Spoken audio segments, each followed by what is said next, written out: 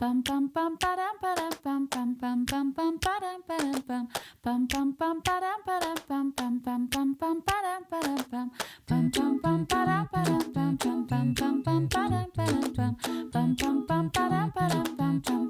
makers, and welcome to Sheer Stitchery.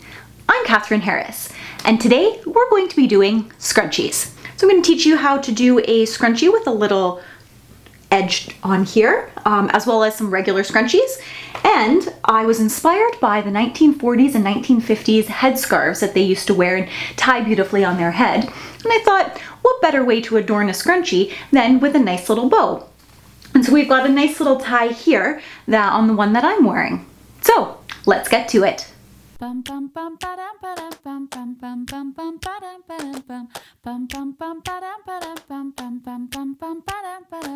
First up is the base scrunchie. So for this, I've made it 22 inches long and 5 inches wide. If you want it a little more narrow, you can make it about 4 inches wide. So for steps, we are going to close the two side pieces together, right sides together. So stitch that, and then we are going to press the seams open. So it's a bit easier to put it together once we're stitching it. Now this is where the magic happens. So on the top layer here, you're going to want to fold, pushing right sides together here, and folding like a little inner sandwich here. On the two outer pieces, we're going to put those ones right sides together, being careful not to catch the sandwich in between. I like to think of this as like a burrito method. So you're going to want to pin this along the top here. And don't worry about what's sandwiched in between. We will get to that. There's a little trick that you can do on your sewing machine that once you get to the point where you can't stitch anymore, we're actually going to pull the fabric through. So let's take it to the sewing machine and I'll show you what I mean. Don't forget to backstitch at the start and end of this. So now you can see that we've gotten to the edge, and I'm just going to lightly pull the inside burrito sandwich so that it creates more stitching area.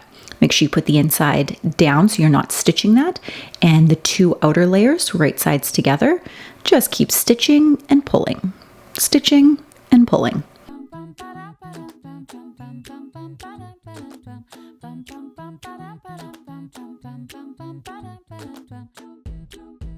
And at this point, we're going to see the end of our stitches. Now we need a way to flip it right sides out, so make sure you leave a bit of a gap here so that we can flip it out.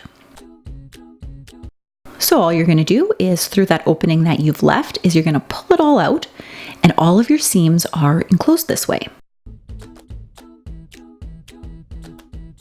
Next, I like to press it to make sure that everything looks nice and crisp. Then we're going to get our elastic and we're going to cut that one to 8 inches. Have 2 safety pins on hand. And the first one, I like to clip it to the project so it doesn't actually go through, especially if you're making one that's a bit longer and a bit more full. Next, you're going to clip the other side and you're going to pull that all the way through. A little trick to make sure your elastic doesn't get tangled up. If you have a white elastic, you can mark with erasable marker or even pen both sides so that you know that you're connecting both sides together. And then we're going to take our safety pins off and we're going to push the scrunchie down to the bottom so that we can get in there with the sewing machine, and you're going to overlap them, and then you're just going to zigzag the two together. I like to zigzag over a couple of times just to make sure it's nice and sturdy. Next, we got to close up that hole, and the way we do that is by hand stitching with a ladder stitch. So if you're not familiar with a ladder stitch, what it does is it goes in along the fold of one side of the fabric, and then you take a small vertical stitch down to the next one and you go through the fold of that. It is virtually invisible. Next is the tie scarf scrunchie. So this is our 1940s, 1950s style. So I've got a free download for this piece on the pattern that you can cut out. And so what you're going to do is you're going to stitch all the way around, making sure to backstitch at the front and back and leaving a small opening so that you can turn it. So the smaller the opening, the less hand stitching you're going to need to do, but just make sure you leave it large enough that you can actually turn it. Next, we're going to clip the corners so that there's not as much bulk when we go to turn over the points. And with this one, depending on the type of fabric you have, it will lay a little bit differently. So this one is a thick bridal Duchess satin, so it sticks out a little bit more. But if you were using a finer chiffon or a finer silk, it would really hang down a bit differently. So you can see the scrunchie in my Doris dress, it hangs down a bit differently than the one that I made here with Duchess satin. And what I like to use is a pen, if you don't have a point turner, to make sure you get those ends nice and pointed. Then I take it to the iron, press it,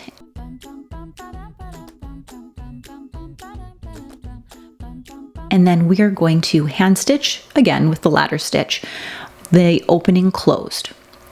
Now I like to put the openings in the middle because that's where we're going to be tying it, and you're unlikely to see it when the finished garment is done.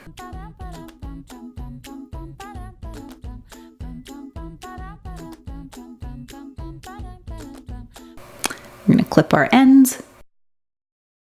And now we attach it to the scrunchie simply by tying it on.